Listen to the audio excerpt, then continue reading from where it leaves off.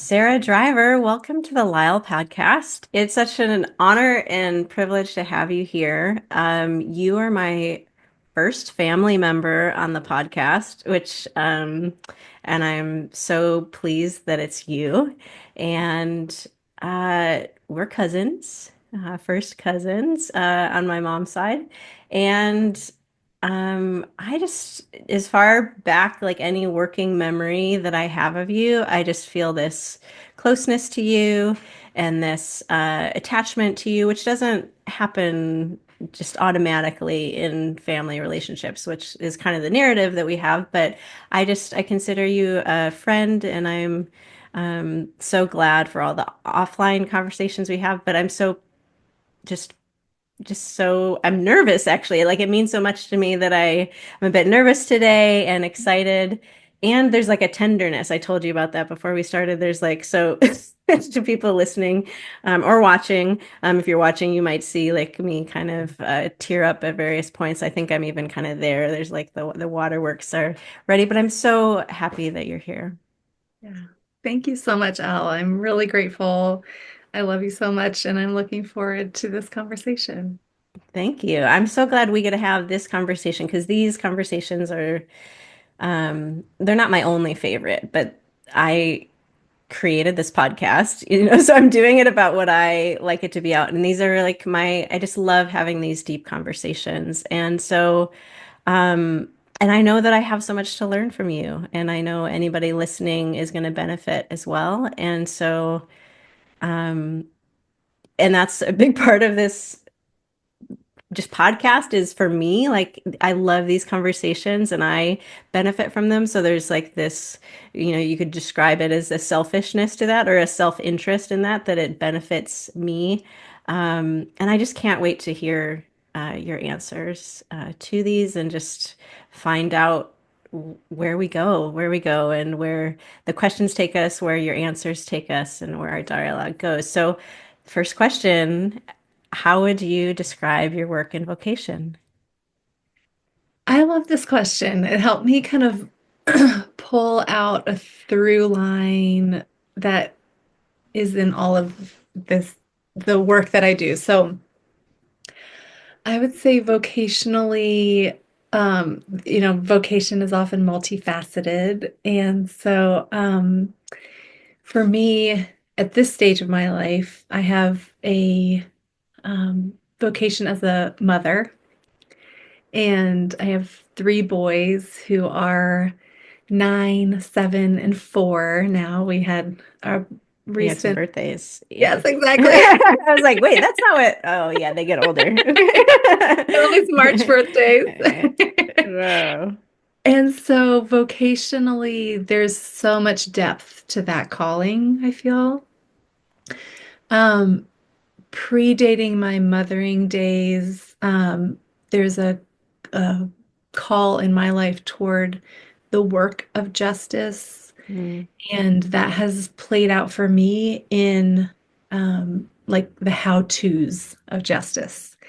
And so I have kind of two tracks that I work along. One is as a consultant for equity in the workplace, and that is all the how-tos of equity in the workplace. Like there's so many organizations saying, we know that we should be equitable, we want to be equitable, but we don't know like practically what to do.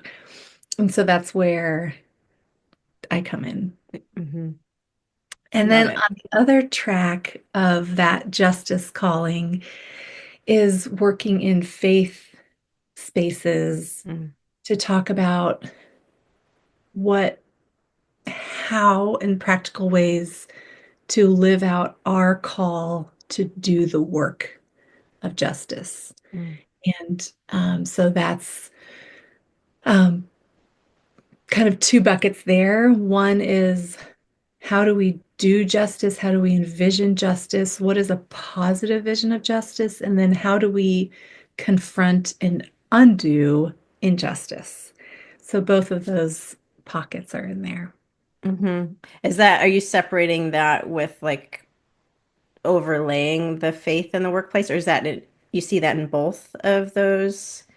uh, both of those settings? That's a good question. I was thinking of it more as the faith space. Like when I do I the see it. Yeah. equation for faith and as I'm writing, Uh-huh. like I've just finished this week a sermon series and a Bible study on that. How do we undo justice? And then I have another sermon series and Bible study about how do we envision and embody like the good side of justice, Mm-hmm. Mm-hmm. with the idea that justice is not just the absence of wrongdoing, but there's a proactive work that we're doing to make sure that people are Mm-hmm. being treated Mm-hmm. well. Yeah, it seems to me if I'm just going to jump in if I may on that, like follow that last thread and we can come back and see where we go with the rest of things. The thing that's occurring to me is how um like just how people navigate the world, right? So this is we're going to deep places very quickly, of course, here. Like the and this is I think almost the flip side of what you're saying, but it's, truths are usually we say like two sides of a coin, right? They're uh so it's not just like the absence. You said like it's not just the if I this is my recollection. You said it's not just the absence of wrongdoing, but like how do I proactively do things? I think I hear a lot of people, and then even just as I think about like, well, how do I navigate the world and the evolution of my life and my faith journey? Something that comes up is, well, it's kind of like how much can we control, right? Mm, Like, and we deal a lot with that in the our tech world where we are hit with a lot of news, we're hit with a lot of images of crises everywhere, and it can be overwhelming. So I am already drifting off a little bit without saying even kind of I think some of the places where we can operate sometimes is, well, I'm just going to take care of myself. I'm going to take care of the people around me.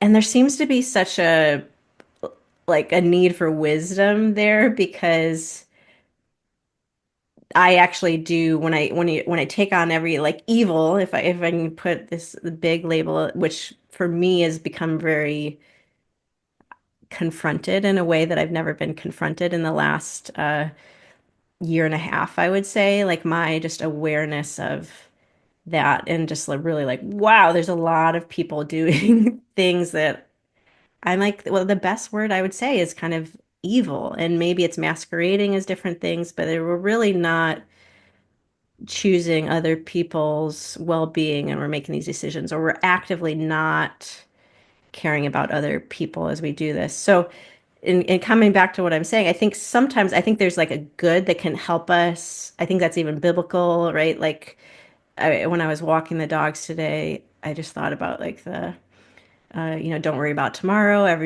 Each day has mhm, enough trouble of its own, kind of Sermon on the Mount, like these um, kind of, it is kind of like a prompt to like stay here, be here now. And I also see the word I'm just going to use is excuse. And I think we could, I think there's kind of an excuse of like, well, I don't, to not um, seek to undo justice mhm. in the world, or maybe we bypass justice that's close to us and go far. There's all kinds of layers, right, of how people don't interact in justice. And just like, well, I'm a good person. So I don't have a direct question there. I can make one. Is there enough there to like, how do you, I guess my question would be is like, with those kind of thoughts, like what insight do you have, or what's your experience or approach, or where are you at with that? Yeah. I love what you said about the wisdom that's required Hmm. as we navigate these issues. And I heard a podcast this week that said wisdom is something like the knowing what is worthy of your attention. Yeah. Hmm. And I had never heard that before, but it was really struck me. And I thought, okay, how much like attention am I giving to things that are not worthy? What Hmm. things are worthy are not getting my attention? Um, and I think that is such a big piece of it. So we have the Hmm. layer of discernment around being able to identify when things are right or wrong. And so sometimes they can be so confusing when you're in the moment. Maybe Hmm. stepping back, you would be able to realize a little bit more easily, Hmm. like, oh, actually, that was really wrong what was happening. But in the moment, it's like you're either freezing or kind of like, you Hmm. know, flight, fight, all of those things happening in us internally. And so there's a discernment around what I call developing your injustice radar. Injustice radar. Okay. And Yeah. so, like, okay, when I have these categories to evaluate, like, what is good and right, so systems are set up for this purpose, and they should be assuring that resources and services and information are being distributed evenly as needed.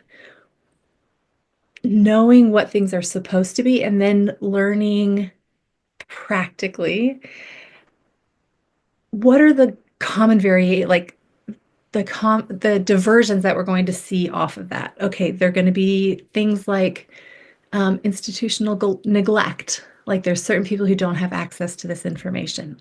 So that flags for us immediately, oh, there's a group of people who don't have access to information that they need to navigate the system. That means it's unjust.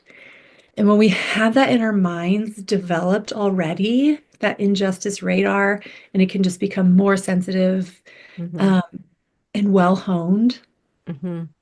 then we can identify in the moment immediately rather than wishing we had realized what was happening and looking back and wishing we Hmm. had taken action. Hmm. And then it's the same thing with what do we do once we realize what is going on? Okay, so there's an injustice. What do I do? And Hmm. so if we can talk through the steps by step, here's what you do. Hmm. Develop a roadmap and kind of a mental model of here's what happens to confront injustice effectively. First, we investigate. We Investigate. understand what type of what's actually happening in the situation. Gather as much information as we can. It can be a situation of just asking a quick question. It could be a really in-depth kind of research project of identifying different sources of data. It can run the gamut, but that investigation piece and then discerning from there, is this a situation where I can intervene directly? Or is this a situation where I need to make the case to someone else to intervene? Hmm. Like an And so, advocacy kind of. exactly. Hmm. And so Hmm. being able to identify right off the bat, okay, this is an intervention piece because it's close to home, it's in my own family. I've identified this injustice is happening in my family, my workplace, my church, my classroom. And so I can intervene directly. Now, researching what effective interventions are, that's all part of the investigation piece. But what understanding, okay, I want to, as you said, start closest to home, take out the log in my own eye, Hmm. and then be able to use the lessons I'm learning close to home to be able to then kind of work outward from there. And that's something that I see a lot is that people are pointing to the injustice out there Hmm. rather than looking at the injustice Hmm. own context because that's hard. It's hard Hmm. to identify it when you're used to it. It's the water that you're Hmm. swimming in. Hmm. And it's hard to speak Hmm. up because you have Hmm. more to lose. You have more relationships that you're invested in. Hmm. It's so scary, can be, depending on the situation. And so sometimes it's easier to like those injustices in that country or in that Correct. Yeah. area or in Hmm. that Hmm. sector and neglect the injustices that we have the most influence on, which is in our own circles and contexts. So I think that's another area of discernment and courage. Um, that um so both coming from a Christian background and faith, I think we can speak to, I've for sure seen it. I won't speak for you. I'll allow you to say yay or nay. But from my perspective, it's, almost like endemic within Christianity that there is this kind of, and people use terms like, like a saviorism of not being involved maybe in local politics or local nonprofits, but and I look back at how I operated, and I'm not saying that I'm perfect or but maybe this radar, there's this awareness and that a call that which then rises up in me to, okay, what can I do? Because it is actually more disruptive of my daily life, my weekly life to,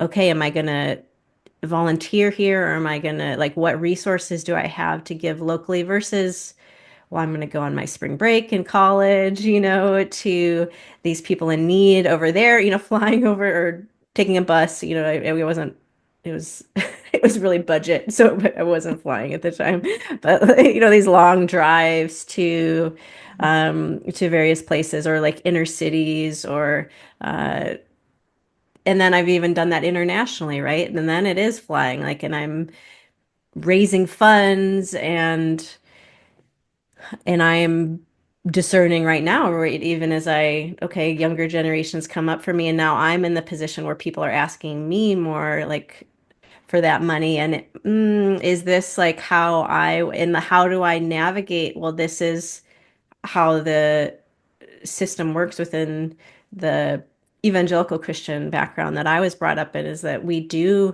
there is like caring for justice on some level. However, right, do we need to go to this other country? Like, yeah, I don't know. So what is my thought or question? Like, is that, to me, that seems like a problem. So this point of, and I love that we have the most influence in our own circles, and as a prompt to like an evaluation kind of prompt. Yeah. Yeah. Yeah. There's so on the international piece,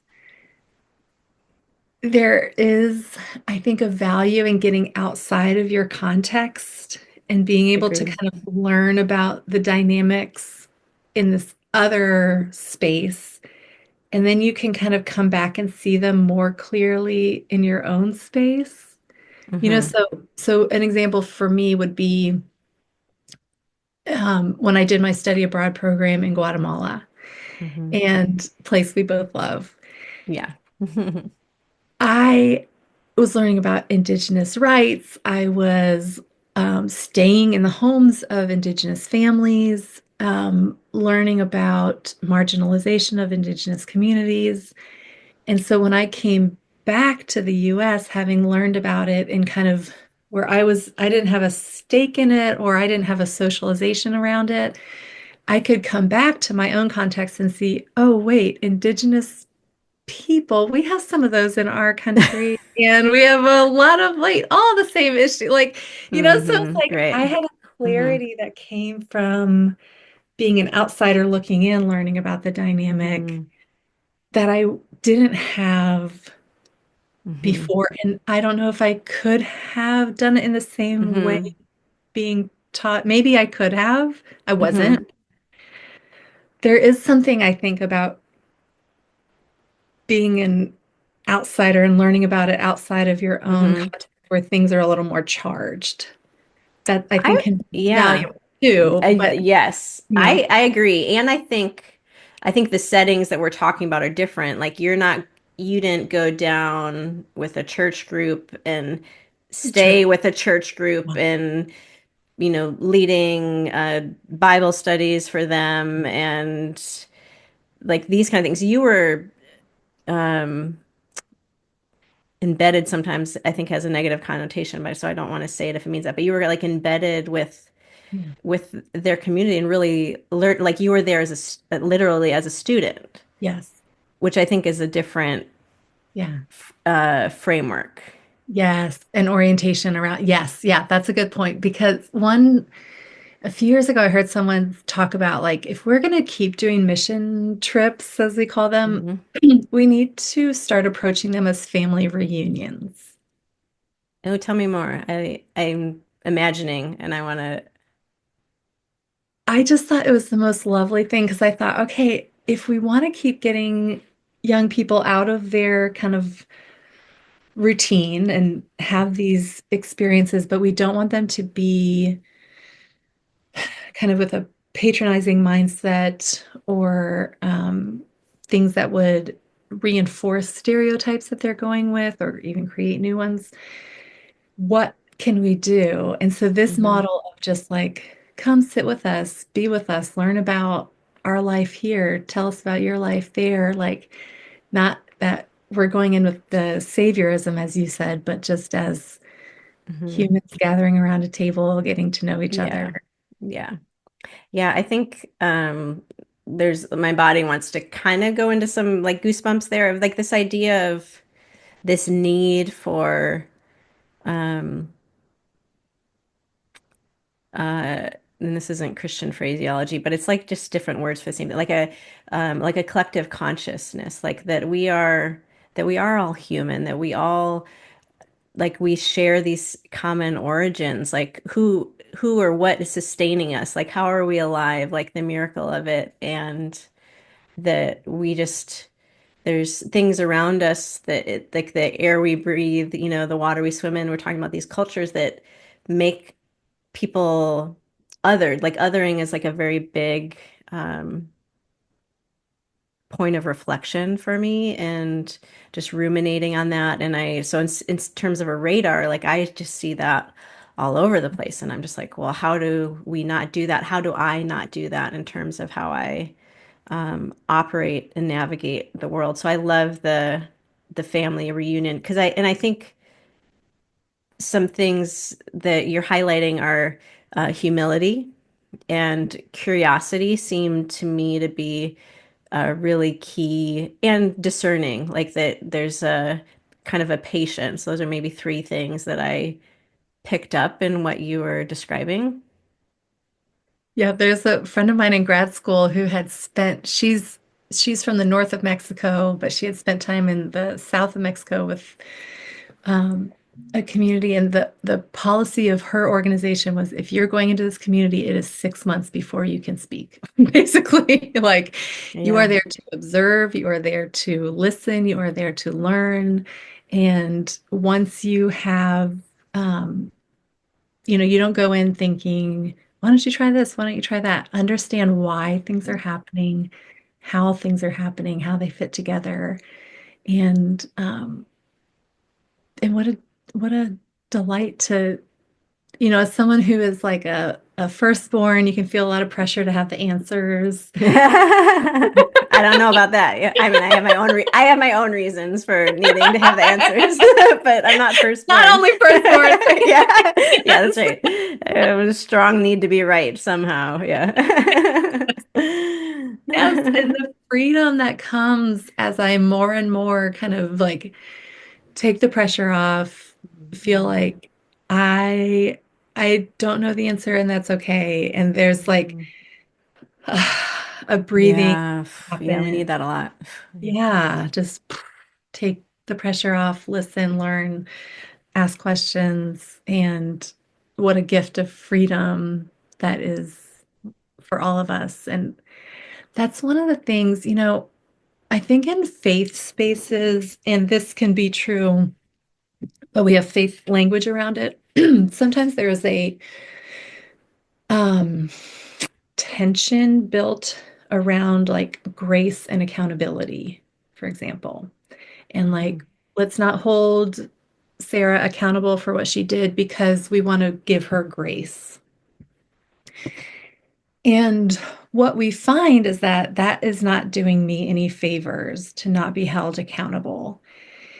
And so, when we talk about that freedom that we can have from not feeling like we need to be saviors, the concept here on a bigger picture for me is that justice is good for everyone. Yeah. Yeah. Accountability is Hmm. good for me as a perpetrator of injustice because it lets me know there's a better and different way out there. And it invites me into that. Accountability is good for the victim because it validates what happened to me was really wrong and it's worth my community is coming around and saying this was not okay. And then, of course, accountability is really important for the whole community. And so seeing there's the psalm that talks about love and truth. Um, Kiss, I think, is I'm messing this up, but the idea that Jesus is grace and truth embodied, and there's not a separation there. Um, we have the gift of accountability, we have the gift of mercy, and how do we work those without putting them in tension? Mm-hmm. Yeah, In and in you. Hmm. with the umbrella that this is good, Hmm. justice is good for Hmm. the oppressor and the oppressed. Hmm. Hmm. Yeah, I mean, that's a lot of even like repentance, right? This idea of, and people can, uh, it can be taught different ways. I think ways that are like healthier versus unhealthy, but like a healthy repentance is, right? That's just acknowledging this wrongdoing and something that science is absolutely showing is just how integrated we are, right? And so if we're Mm, harming somebody, like well, I'll back it up. So even the presence, just even like observing something, they say, physicists say that just to observe a particle changes a particle. And so, yeah.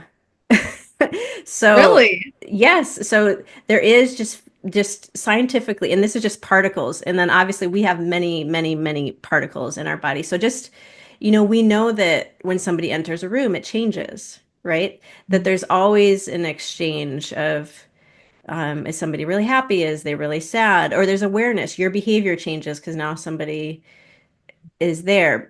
My dogs even like I'm like, how do my dogs know that he was sleeping, but I like got up and he's like, no, he's got to be there's this exchange and and I've spent decades helping people feel healthy in their body and move well and dealing with a lot of pain. And really I'm learning it's so obvious as the years go on and the reps with patients and just how integrated we are that emotional stress manifesting physically. And so if you're doing something to harm somebody, like something that's not good for you. Like we all even whatever our standard or behavior, we've all been like generous at some point. We've all been like kind, and we know what that feels like, that there is like a reciprocity, there is a energy exchange, and that we get to decide how that is. And so, yeah, like biblically, like a repentance is just kind of like ooh, this is not creating like the future and the interaction I want, like with other people, and with God. And can I change that? This always happens in these conversations. We can go forever, and I am more like long leash kind of person. So I do, before we go on, I do want to hear a little bit about, I love the use of calling as you talked about this. Like, how did you come to justice as a calling? And then a bit of like, what was your journey to equip you like in this work to feel Mm. like to know how to investigate and discern and to, yeah, will you tell us a little bit about that? Yeah, thank you for asking. I was in a Sunday school class in when I was 17. Mhm. The deep irony is that it was a Sunday school class a Sunday school curriculum, excuse me, written by Ravi Zacharias, Uh-huh. who we know now, and I know now from what has been discovered, had some significant deficiencies in justice in his own Okay, maybe life. I don't know this. I think I knew him probably in the influential part. Okay. Okay, Yeah. Okay. Yeah. there was And then some bad okay, stuff that it's came yes. out. Well, yeah, we can leave it at that. But Yes. it's kind of like, Um, oh, of course there was. Is a little bit what's yeah. playing in my head. Yeah. Yeah. Okay. So, however, However, at that time, yeah. Yes, there was a part of the curriculum that was reading Isaiah 58, Mm, which is saying, echoes lots of different passages in the prophets and messages from the prophets and from God through the prophets. Um, you're singing and praying, and I could care less because at the yeah. same time, you are treating people unjustly, your employees are not being treated well.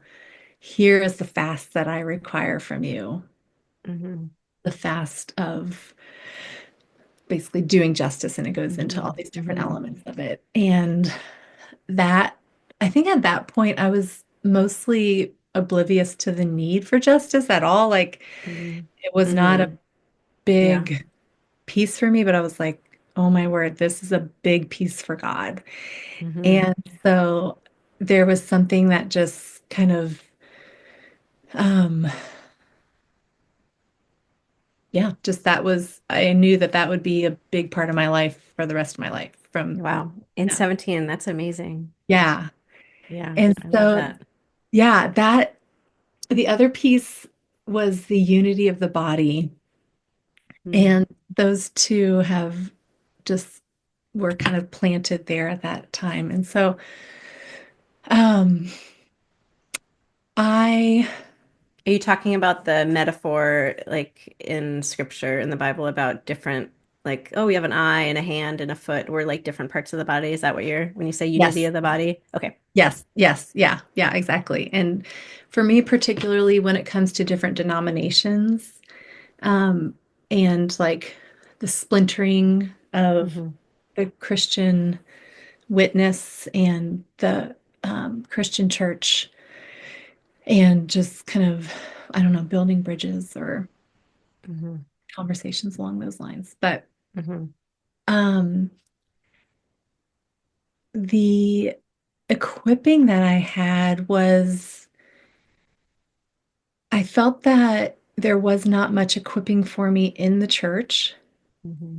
And so I was kind of going to these like outside organizations. So the exception was the International Justice Mission in Washington, Mm. D.C. I spent a fall doing an internship with them. Very formative, phenomenal leadership and thought leadership. Um, and then I went to the Carter Center and learned some more there from the President Carter's kind of post-presidency work. Mm. Hmm. And my idea there was when I was in Guatemala, I told my professor that I wanted to find out what evangelicals were doing in furthering the work of justice. And he laughed and laughed and laughed. He And was like, laughed and laughed. Yeah.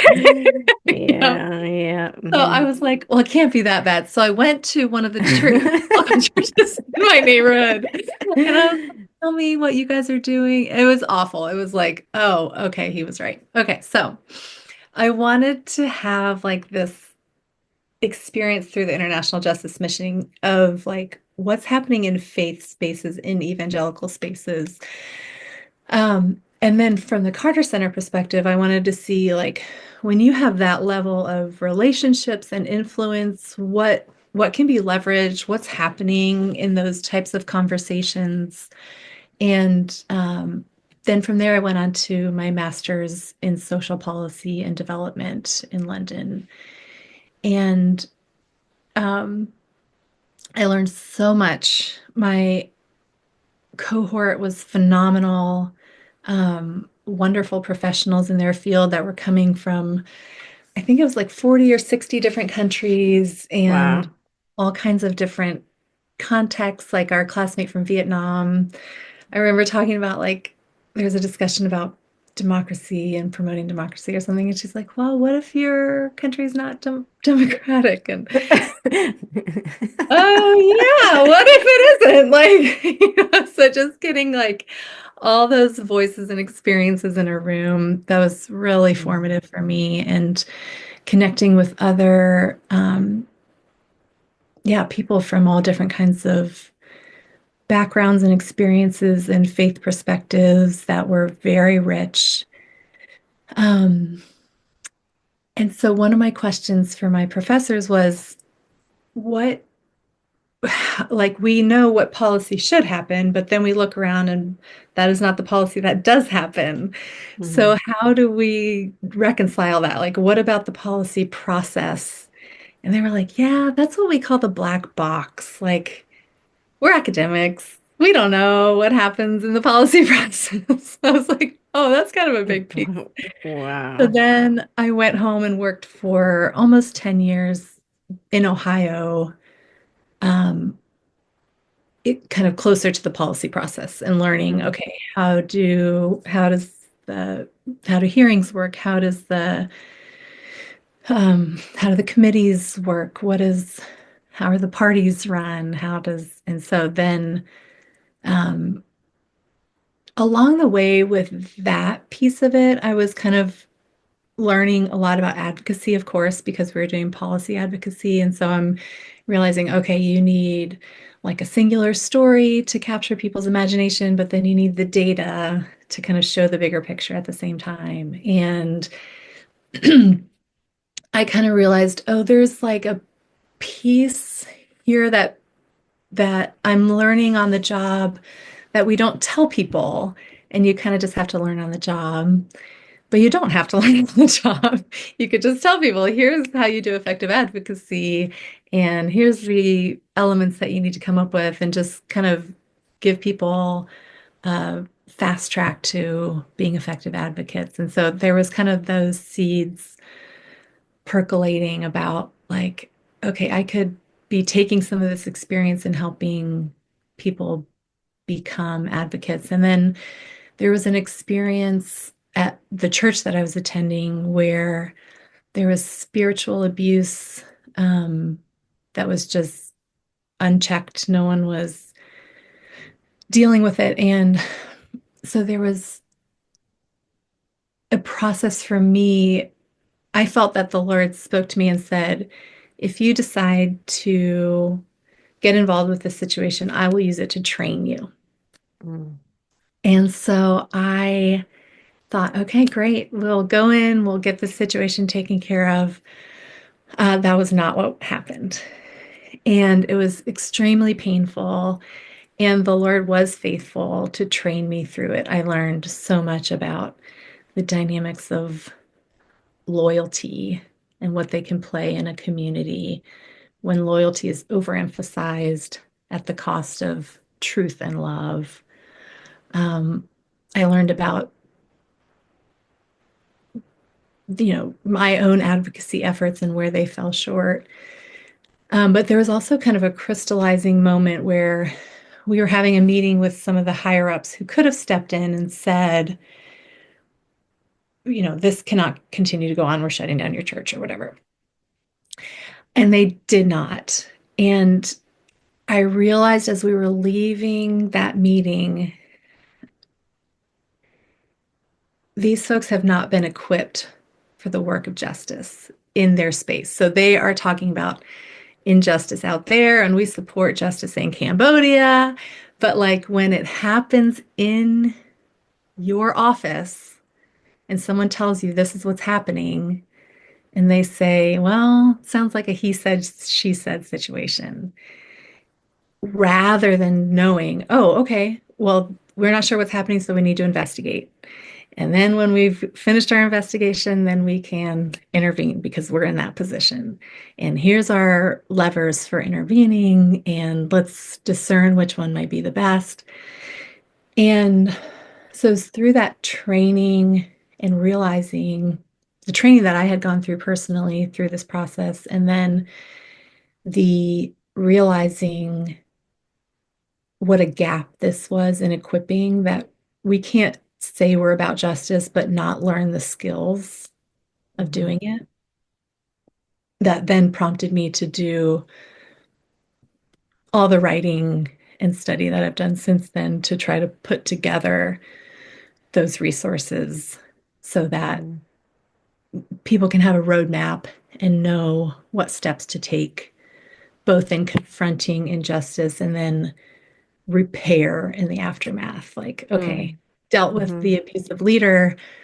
What do we need to do in terms of healing? What do we need to do in terms Hmm. of accountability? What community repentance and reform work do we need to do? Mm. And so that has all come out of that experience of being equipped and now wanting to be passing those lessons on. Wow, thank you for sharing that. I know there's so much in there that we're just glazing over.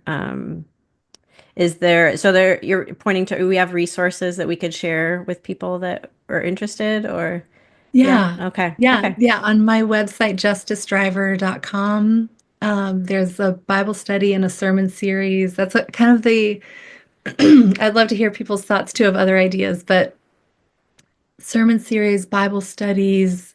I just finished one this week that I was hmm, mentioning, so that's not up on the website yet, but newsletters and writings and articles. And I'm just continuing to plug away to try to develop more. great. We'll put that in the show notes.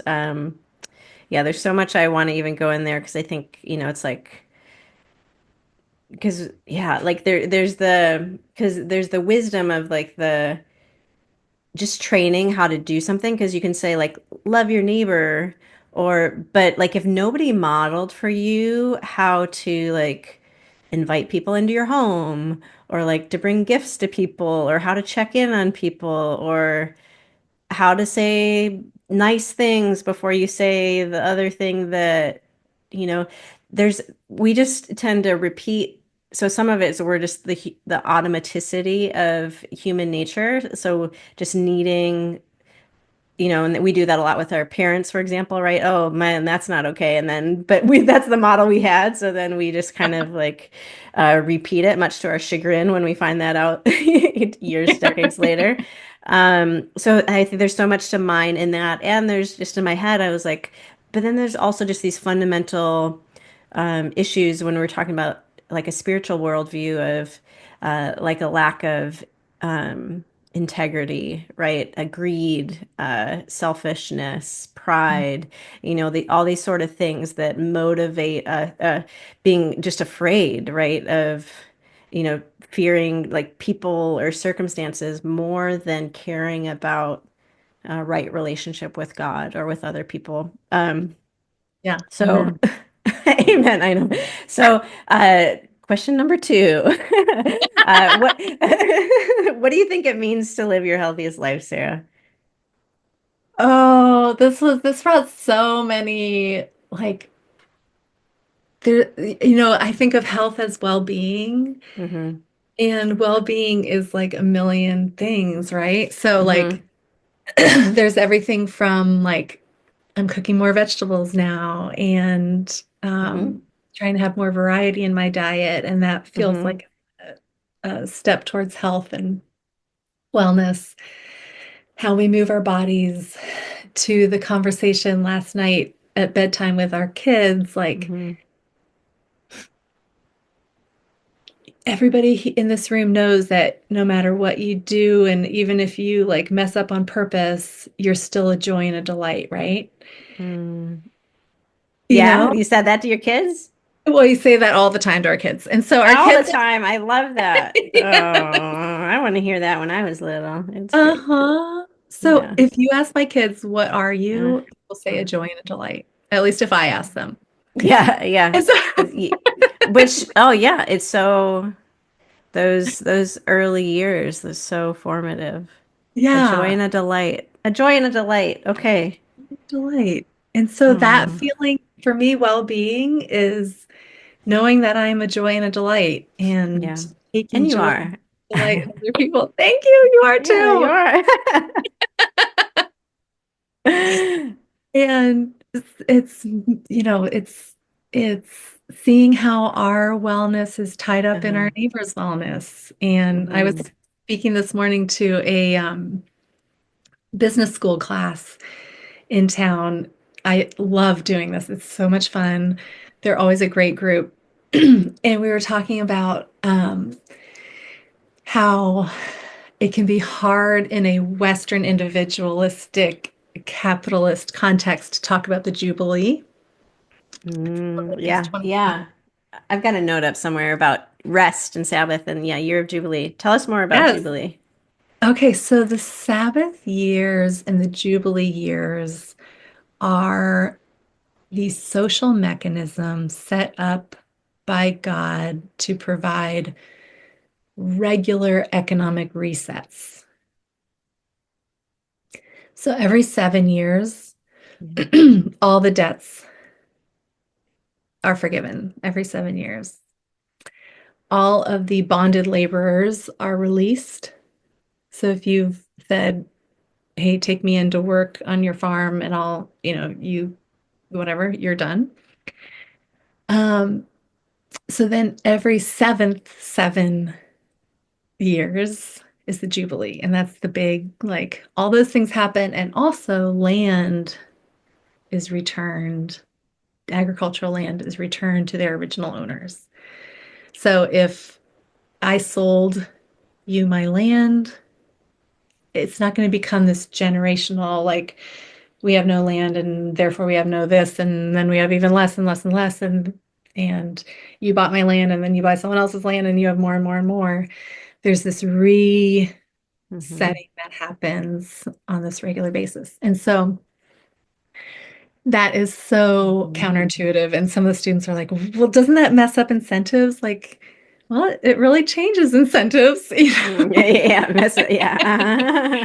And but what we see in the data and what we know is that even this like very counterintuitive thing has so many payoffs in terms of life expectancy. Like these wide wealth gaps are again negative for the rich and the poor in Mhm. terms of happiness of the rich and poor in the society, life expectancy of the rich and poor in the society.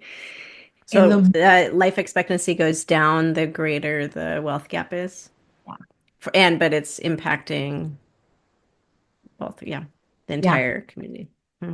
yeah, and happiness levels And too. happiness. Hmm. Hmm.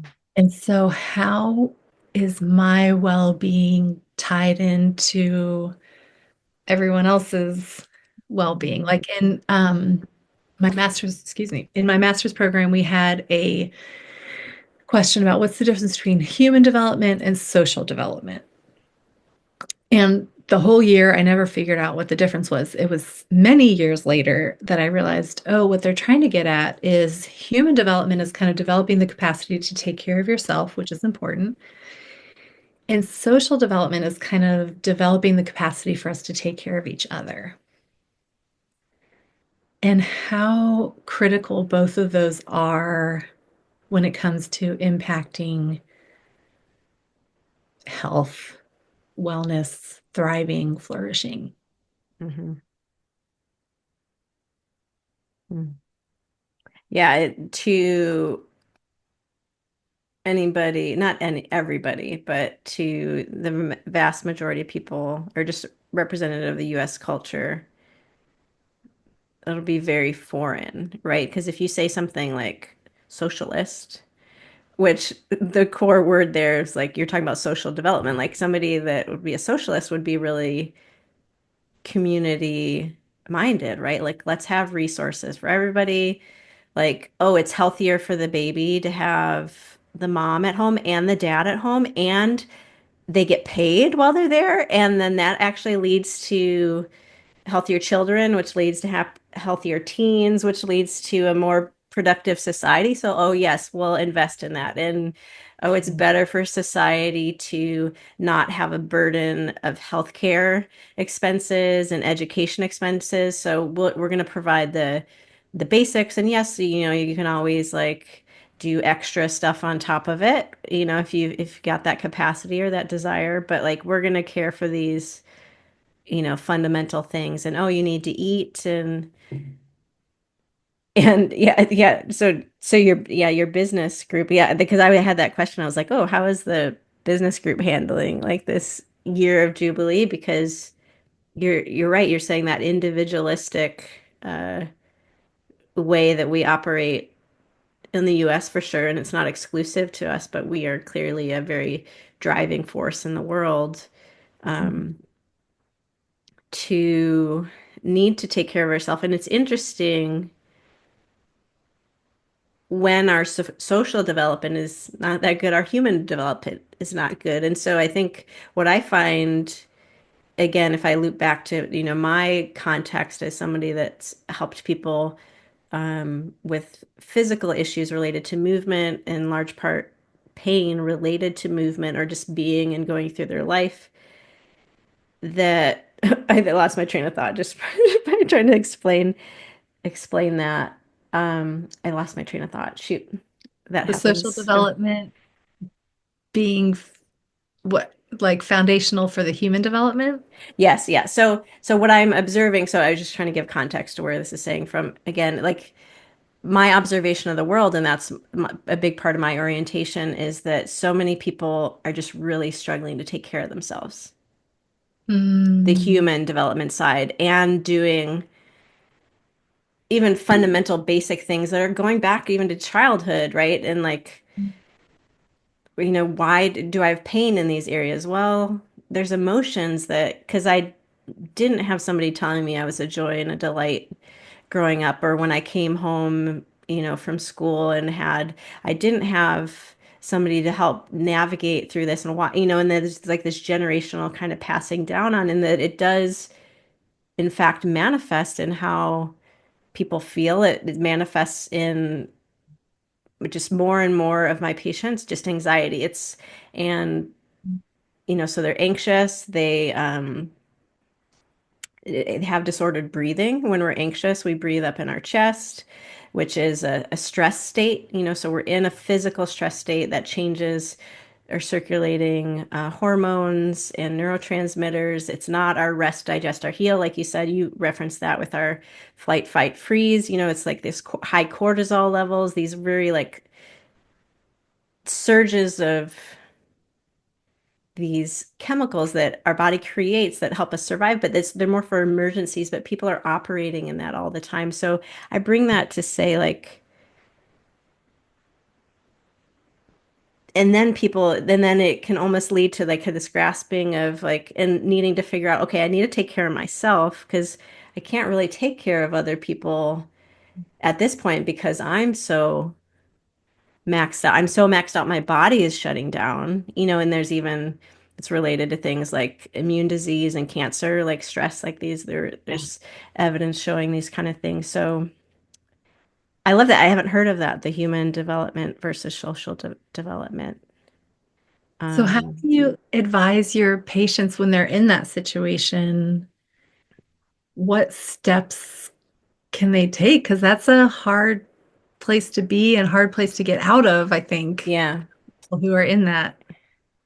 So one of the biggest, let me see if I can summarize it. We'll see what comes out. I think one of the biggest shifts in how I manage my patients, so how I advise them and how I interact with them, it's really a slowing down. Mm. It's a paying attention, and there's a lot of resistance to it. Um, it's been a rough year in Los Angeles. Oh, no. It's been a rough year in Los Angeles, and I have a number of patients very significantly. We're all impacted by the fires here. But some people, it's a communal trauma, and but some people it's very their day-to-day life. They lost their home or they haven't been able to be in their home because um there's just it was spared, but it was in this plume of all this toxic debris and airborne things that, houses needing to be. I was just talking to a patient yesterday of all the things that need to happen, and she had a very severe episode of pain that began about a month after uh, the fire, and her body is just super high uh, that um, that sympathetic response, that stress response. And our bodies are vulnerable there to underlying things. Like think of, you can think of like when you have the flu, like when your body is trying to protect you and heal something, there's a pain associated with that. And so Okay. when we have these stress hormones in our body, when we're trying to like fight something, there's like a susceptibility to that. Like our pain perception is altered because pain is an output of our brain. It's not actually something that happens anywhere in our body. It's our brain, which is pain is very interesting and we don't have the same experience of it. Our moods impacted, our all kinds of things impacted. So, but coming back to rest, this individual and a lot of people that I work with, these are very driven people, um, work long days, work, like high performing, and and you can point to things and you can say, well, actually, like one of the fundamental issues here is stress Mm. and like the behavior of day to day, because we can think like have a belief like my body let me down. My body's failed me. I used to be able to do this and now suddenly I can't. And and embedded in that, so I'm using that in the negative, embedded in that is the that my body should continue to operate like as if what was doing before was okay. Instead of, no, this is the product of your body's telling a story of what happened. So our body is always telling a story. You can tell somebody that does sit-ups every 100 sit-ups every day and somebody that's never done a sit-up just by looking at their body, right? Uh-huh. Our body tells a story. And our body also just it also tells like emotional stress. You can tell somebody that smiled a lot. You can tell somebody that's scowled a lot or frowned a lot or like so how does it change? There's a lot of slowing down is the biggest thing because that allows us to know what our body is saying. It allows us to process the emotions that need to happen. It allows us to actually observe our behaviors and see why it puts a pause on the automatic nature of things. And sometimes the automatic things that we do are good, but almost anything that's completely automatic is not good, right? We need to have discernment in that. So even if it's something we think is healthy, like, oh, I run every day, like, oh, well, doesn't your life change a little bit? So maybe you need to have some adaptability Uh, to like running every day. So of course we could talk and talk on that for a long time. But a big part of it, I think, is rest, just so people can actually observe and notice how they're breathing. Um, and then there's very physical manifestations. When you're breathing up in your chest, you're not doing it efficiently. Things get tight in your ribs. That has implications for your shoulder. That has implications for your neck. It has implications for your low back because you're not moving in the same way. There's a rigidity, and then that forces alterations. And then anything that's rigid, anything that's more dynamic around it is going to have to move and flex more to make up for it. So there's a big emphasis on how integrated we are. So there's less and less, and I think this is true of just wisdom. We talked about wisdom before and discernment, that there's there's always a tension in wisdom. Wisdom is never just easy, like black and white, but you can get very basic truths. You can say wise things pretty short, but then you almost have to explain it because if it was taken out of context, it could be interpreted very differently. yeah. And so I think that's true in our body that there's just a need for a wisdom within our body, and that takes like slowing down and pausing. It takes breathing. I mean, breathing is a spiritual practice. Like even like I've heard like even all the Abrahamic religions, the name of God is breath. Like when you say Huh. it is breath, whether it's, Yahweh, like it's a breath or Allah or that these so anyway, I could go on and on, but Yeah, that's I love that. a long answer to that. No, that there's so much there in terms of how do we, because my experience being in those states is that I'm so agitated, it's hard for me to like to do the breathing and the slowing Correct. down because I'm Correct. so like Correct. crazed. Correct. And so to have someone coming alongside and like, okay, let's just sit or, I don't know, Hmm. but it's what a gift to be able to come alongside people who are in that state. Yeah, I mean, we all life is hard.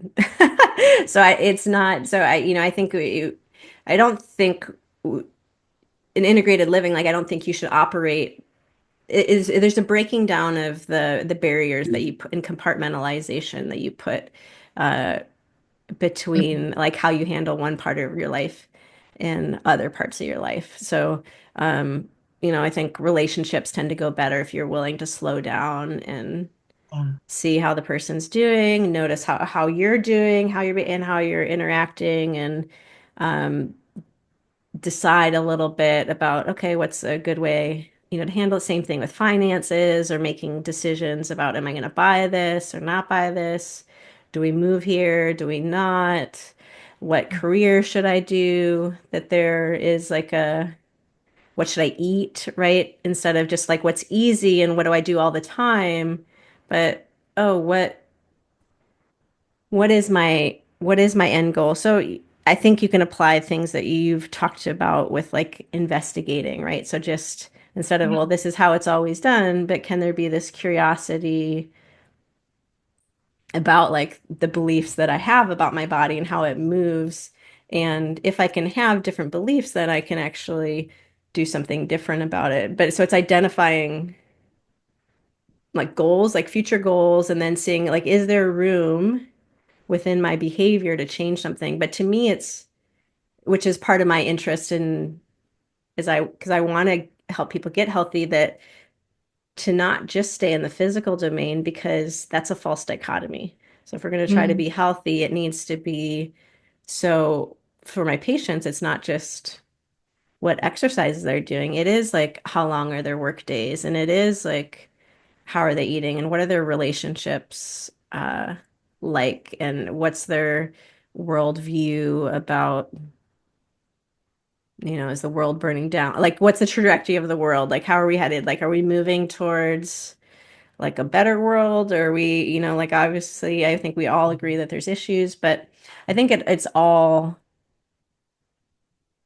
the same, and there might be the details might be a little different, because we might talk about the supraspinatus in your shoulder and the need to do a specific exercise, but there's still a like, you can do just the exercise or you can have an awareness. So there's much more, people need to slow down to actually know what their posture is and how they're moving versus, okay, I did the exercises, check, like and moving on. Yeah.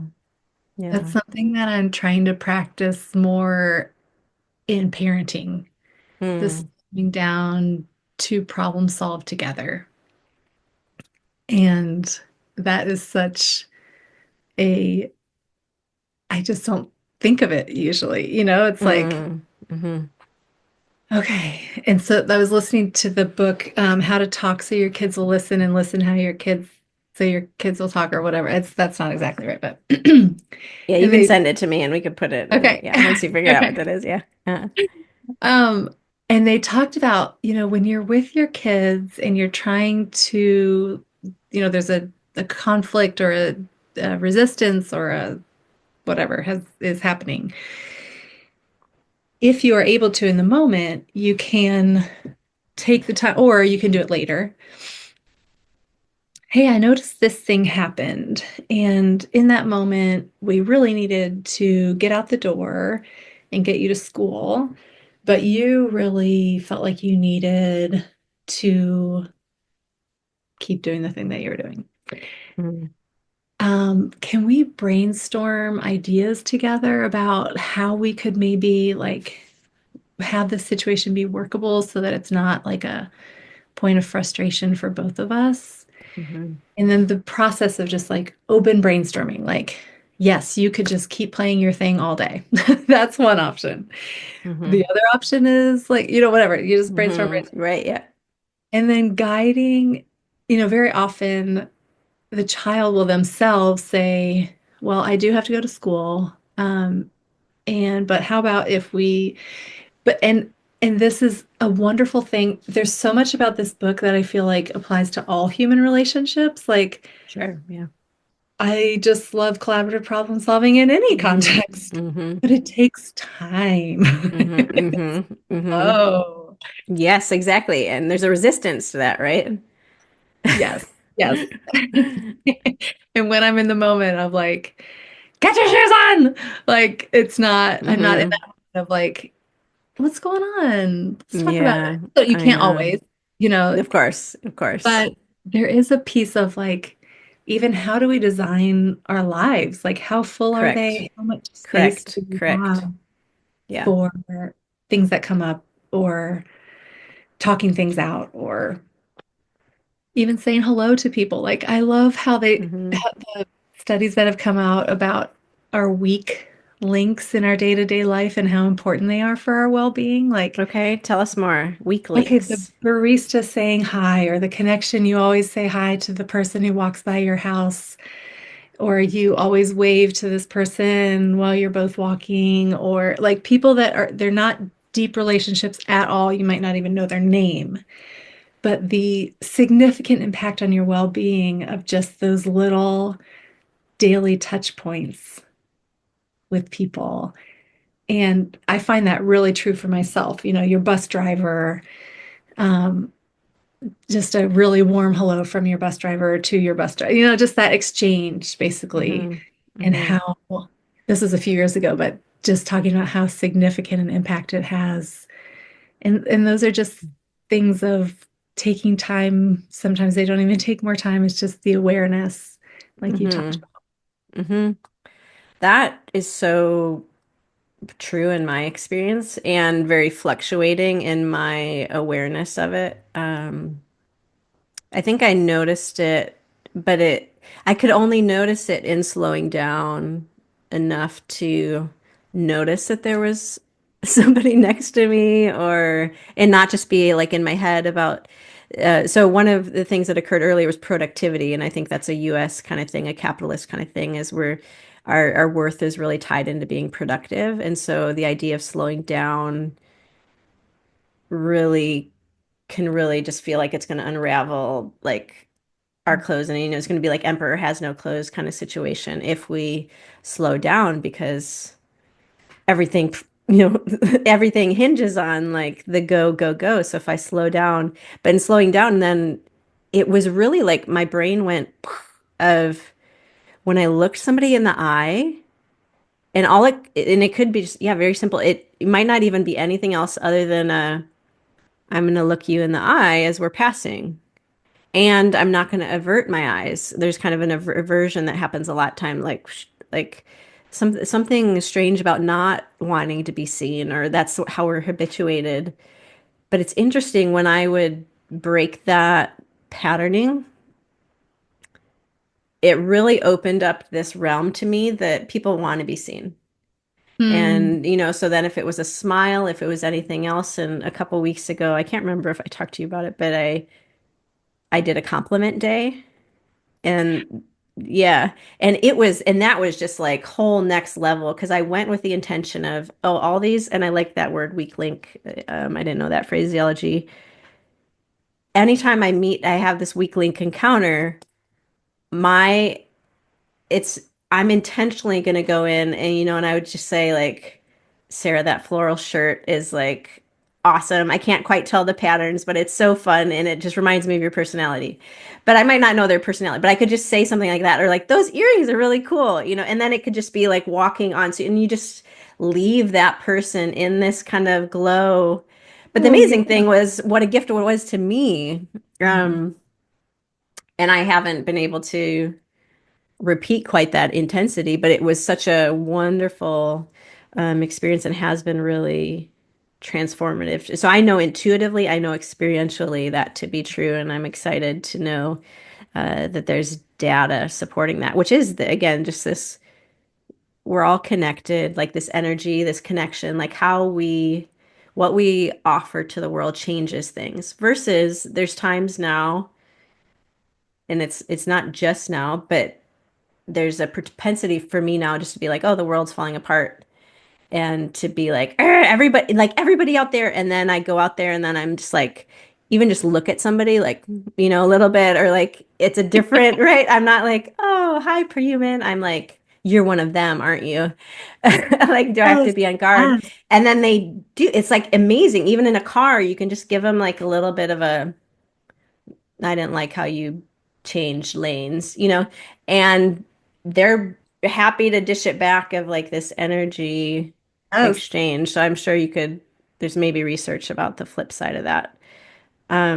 I do want to say, just on the record, what a fantastic parent you are. And I'm so glad to be witnessing that. Um, as we wrap up today, is there anything else you want to say about what you're currently learning about living your healthiest life, or what you wish people knew more about living their healthiest life? I I just am always learning from other people too. I feel like there's so much equipping that I am hungry for, that Mm, I look to other people for. And so I love the feeling of like, okay, I can equip you in this and you can equip me in that. And then we're all like operating from each other's strengths and learning from each other's strengths rather than operating out of feelings of inferiority or superiority or jealousy mm-hmm, or mm-hmm, disdain or but that like I don't know, I just think there's so much richness in our conversation and there's so much that mm, I learn from um how other people are living their healthiest lives. mm, And I